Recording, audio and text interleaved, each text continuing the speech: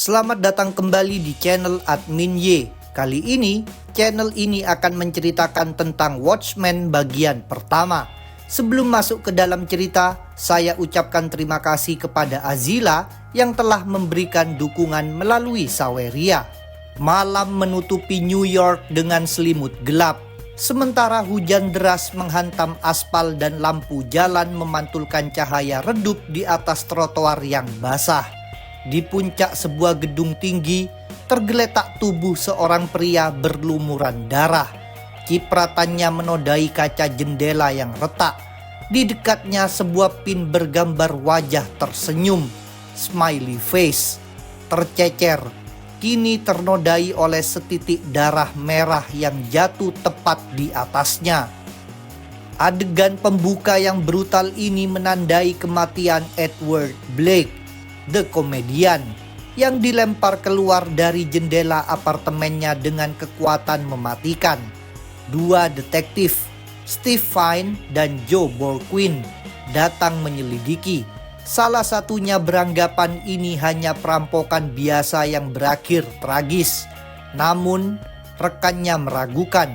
Tubuh korban terlalu besar, penuh bekas luka lama, dan pecahan kaca jendela menunjukkan perlawanan sengit. Semua petunjuk itu mengisyaratkan bahwa ini bukan kecelakaan, melainkan pembunuhan yang terencana. Saat polisi meninggalkan tempat kejadian, sosok lain muncul.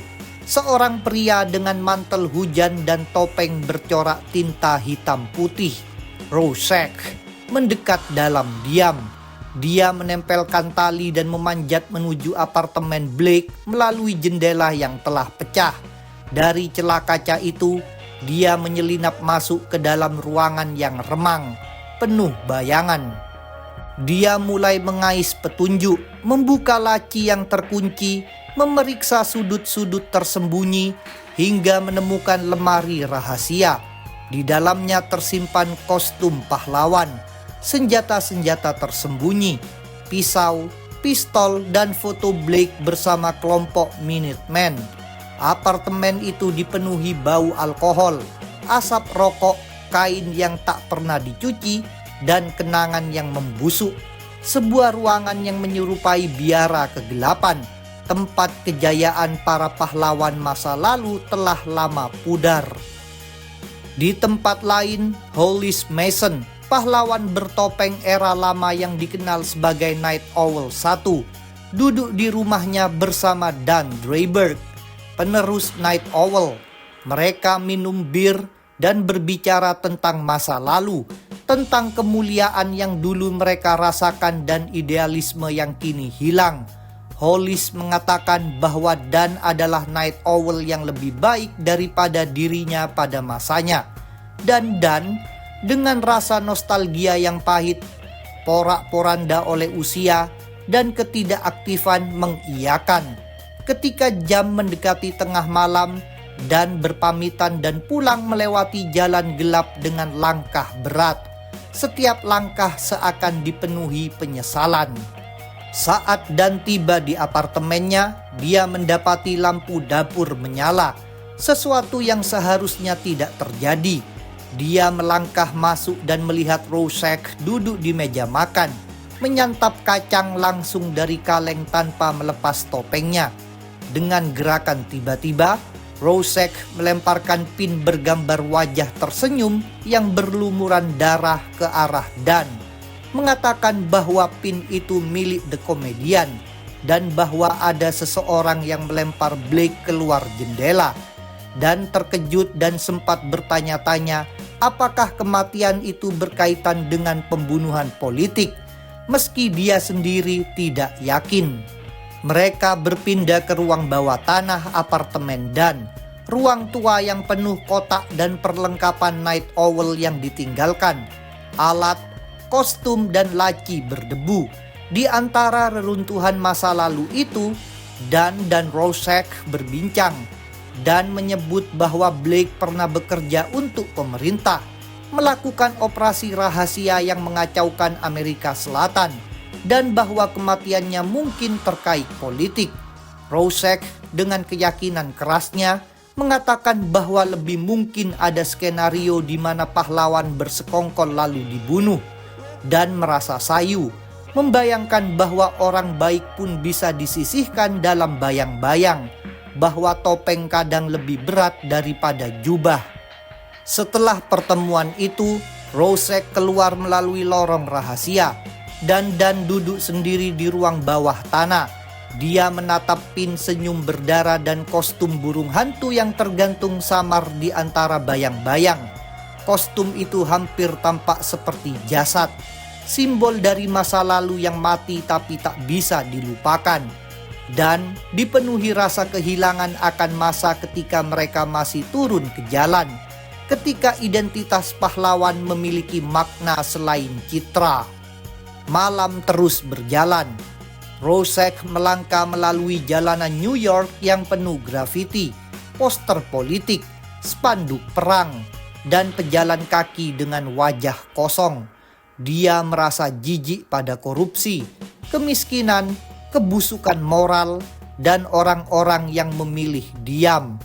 Di Happy Harry's Bar and Grill, dia masuk dan membuat bartender ketakutan hanya dengan kehadirannya. Dia mulai menanyakan tentang Blake, lalu menghancurkan jari seseorang yang bercanda di belakangnya, menuntut informasi. Yang lain hanya menatap, takut dan tak tahu apapun. Ketidakpastian menyiksanya, bahwa kematian besar bisa terjadi tanpa satu saksi pun yang berani berbicara. Rosek kemudian pergi ke penthouse Adrian Veidt alias Ozymandias. Veidt, dulunya pahlawan bergengsi, kini menjadi pebisnis kaya dan telah pensiun dari aksi heroik. Di kantornya dan apartemennya terpajang memorabilia, poster dan merchandise. Citra dirinya sebagai selebritas maskot, bukan pejuang. Rosek berbicara tentang Blake, menanyakan apakah Veidt tahu siapa yang membunuhnya dan apakah komedian mungkin dibunuh atas perintah politik. Veidt mendengarkan dengan tenang dan mengatakan bahwa kematian Blake mengejutkan, bahwa dia meninggalkan kehidupan pahlawan dengan alasan yang matang, dan bahwa jika benar ada konspirasi, politik atau kesejahteraan publik bisa lebih besar daripada kebenaran. Rosek juga menemui Dr. Manhattan dan Laurie Juspesic di fasilitas militer atau lembaga penelitian. Di sana, Laurie tampak dingin. Dia menganggap Blake bukan hanya pahlawan, tetapi juga monster dalam banyak hal. Laurie menyebut bahwa Blake pernah mencoba memperkosa ibunya, Sally Jupiter, sebuah fakta yang Hollis Mason tulis dalam bukunya, Under the Hood. Laurie terluka oleh kenangan masa itu dan tidak menangis seperti yang mungkin diharapkan. Luka moralnya terlalu dalam untuk air mata, sebuah keretakan identitas. John, Dr. Manhattan, bersikap jauh.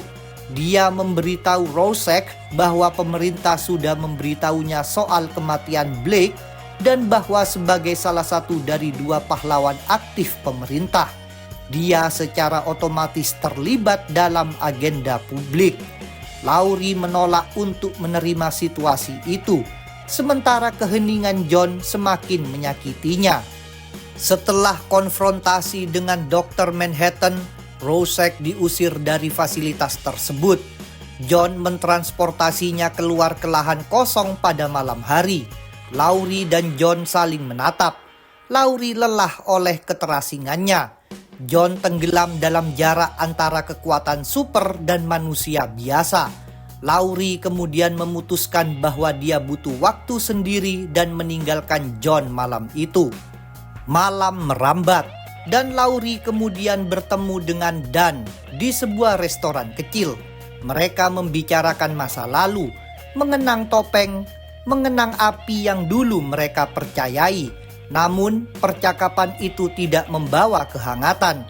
Laurie berbicara dengan nada pahit tentang lelahnya hidup dalam bayangan pahlawan dan tentang luka yang diwariskan oleh generasi sebelumnya. Dan hanya bisa menatapnya, menyadari bahwa masa lalu yang dia kira indah ternyata dibangun di atas penderitaan dan rahasia. Isu satu ditutup dengan jarum jam yang terus bergerak menunjuk pukul 11:48 malam, 12 menit sebelum tengah malam, 12 menit sebelum kiamat. Simbol itu menghantui halaman terakhir, bukan hanya waktu yang bergerak menuju akhir, tetapi juga hati manusia yang semakin mendekati gelap. Detak jarum jam terdengar samar, seolah dunia bernafas dengan tergesa, menunggu sesuatu yang besar dan mengerikan segera tiba. Pemakaman Edward Morgan Blake, the comedian, di pemakaman kota New York. Hujan turun merata. Sebuah patung malaikat di antara nisan tampak menangis. Tetesan air mata seperti air mata yang jatuh dari sayapnya. Laurie Juspesic, Silk Spectre kedua, enggan hadir, dan Dr. Manhattan memindahkannya ke California untuk menemui Sally Jupiter, ibunya.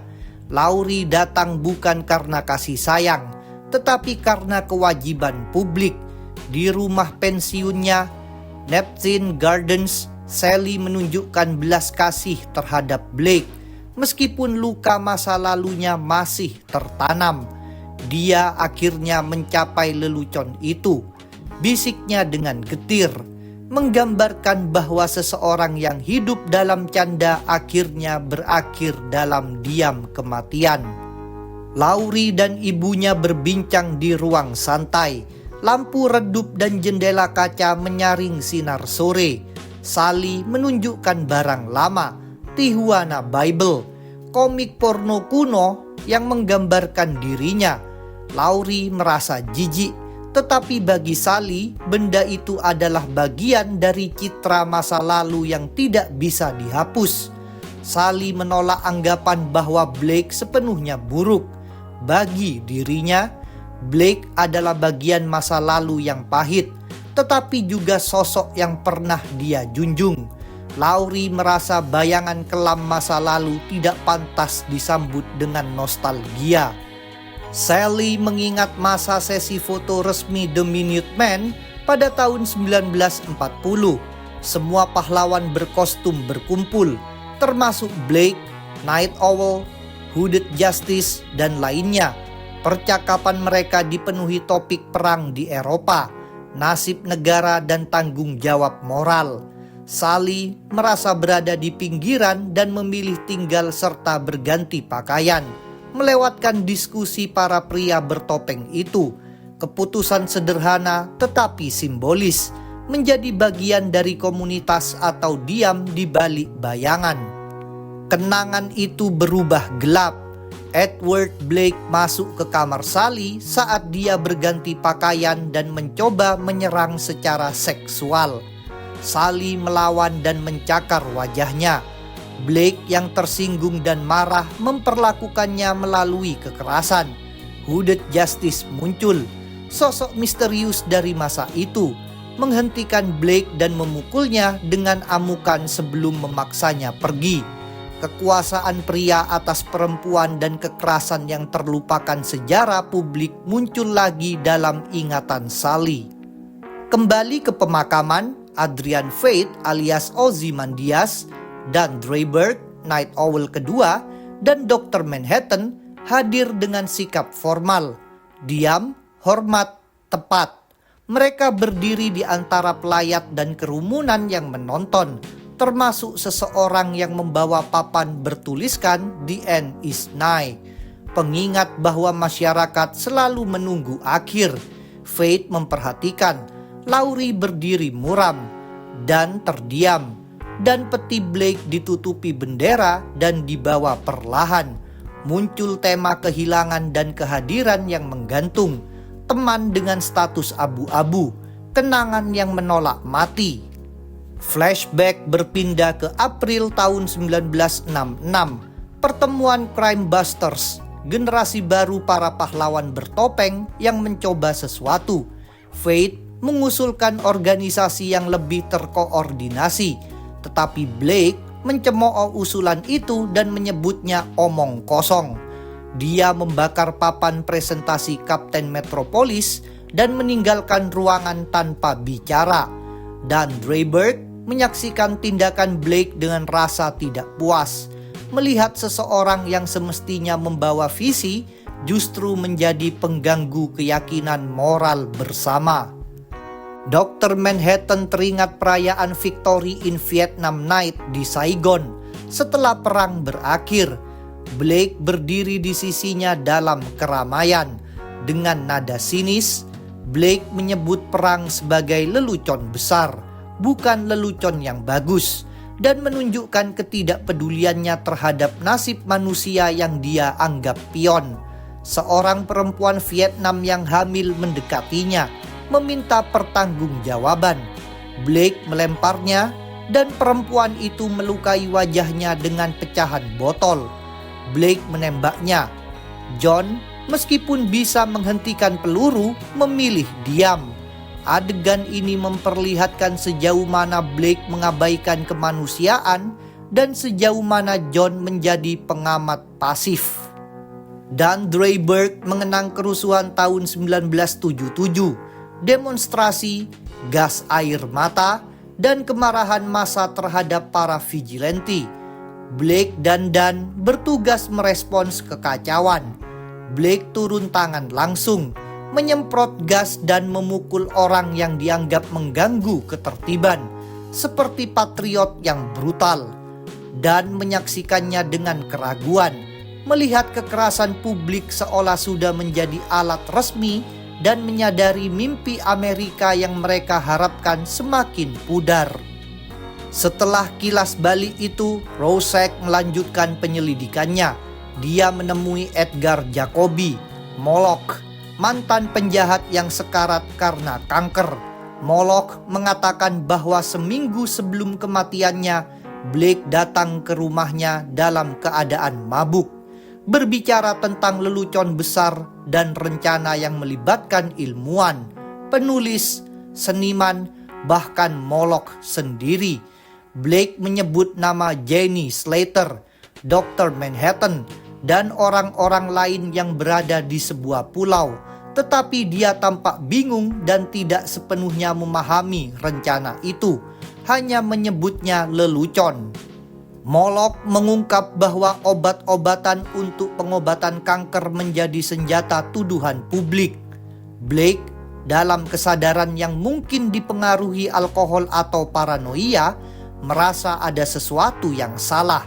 Dia percaya ada orang-orang yang tahu lebih banyak dari yang mereka katakan, tetapi juga tidak memberi kejelasan tentang apa yang dia sebut pulau itu. Rorschach yang selalu mengejar kebenaran, takut bahwa dia terlalu dekat dengan rahasia besar, bahwa bukan hanya Blake yang mati, tetapi rahasia itu bisa menjerumuskan banyak orang jika terkuak. Di pemakaman malam itu, setelah upacara resmi dan penghormatan publik selesai, Dan Dreiberg melempar badge smiley face milik Blake ke dalam petinya sebagai simbol bahwa lelucon dan identitas komedian ikut terkubur. Rorschach menyelinap ke pemakaman setelah malam turun dan berjalan di antara nisan dalam bayangan. Dalam diam, dia mengambil satu bunga mawar merah dan meletakkannya di makam Blake. Bunga itu adalah penghormatan, bukan pada tindakan Blake sebagai pahlawan, tetapi pada apa yang dia wakili sebagai kejahatan yang harus diakui, bahwa seseorang bisa menjadi teman yang absen, tidak pernah benar-benar hadir atau bukan sosok yang orang kira. Rorschach mencatat dalam jurnalnya bahwa sekalipun dia mengungkapkan kebenaran, dunia mungkin menolak melihatnya, karena banyak orang lebih memilih kenyamanan daripada ketegasan moral. Tema nostalgia dan rasa bersalah mengalir sepanjang cerita ini. Setiap karakter yang hadir di pemakaman, Faith, Dan, John, menghadapi bayangan Blake mereka sendiri, kenangan tentang tindakan baik dan buruknya, solidaritas yang pernah mereka bayangkan, dan pengkhianatan yang telah dia lakukan. Laurie menghadapi luka masa kecilnya dan menghadapi korban moral dari kekerasan publik. dan John menyadari bahwa kekuatan kosmiknya membuat penderitaan manusia tetap berjalan tanpa dia hentikan. Sally Jupiter dalam refleksinya memilih untuk melanjutkan hidup seperti pengakuannya sendiri. Dia menilai Blake yang sudah mati sebagai bagian sejarahnya, bahwa luka masa mudanya telah menelan masa depan, dan bahwa eksistensinya sebagai Silk Spectre 1 adalah panggung sekaligus luka. Laurie menolak gagasan melupakan. Bagi Laurie, kenangan adalah pertempuran batin yang harus terus dihadapi. Dia menyadari identitasnya sebagai anak dari Sally dan bayangan Blake adalah beban yang tidak bisa dihilangkan. Malam turun perlahan, meninggalkan kuburan dalam bayangan. Hujan telah mereda, tetapi tanah basah masih mengeluarkan aroma besi dan lumpur. Pin bergambar wajah tersenyum kini tertanam dalam tanah, menjadi simbol pahit. Senyum palsu yang menatap ke atas sementara tubuh pemiliknya terkubur jauh di bawah. Dunia terus bergerak, tetapi jam kiamat terasa berdetak lebih dekat. Seolah kematian Blake hanyalah permulaan dari sesuatu yang lebih besar, lebih jahat, dan tak terhindarkan. Bagian ini berakhir dengan rasa berat, bukan sebagai penghormatan, melainkan sebagai pertanyaan. Jika komedian seorang agen pemerintah yang tahu cara bertahan di dunia busuk bisa mati seperti anjing, apa artinya bagi yang lain? Jika ada kekuatan yang cukup besar untuk menyingkirkannya, siapa berikutnya? Pertanyaan itu menggantung di udara malam, menempel di hati setiap orang yang hadir, menandai bahwa jalan menuju kegelapan baru saja dimulai. Itulah tadi sedikit cerita tentang Watchmen bagian pertama. Jangan lupa subscribe, like, komen, dan share channel ini dan channel Marvel Universe Indonesia. Kalian bisa request pembahasan dan memberikan dukungan melalui Saweria. Link ada di deskripsi. Sampai berjumpa kembali dalam video berikutnya. Terima kasih.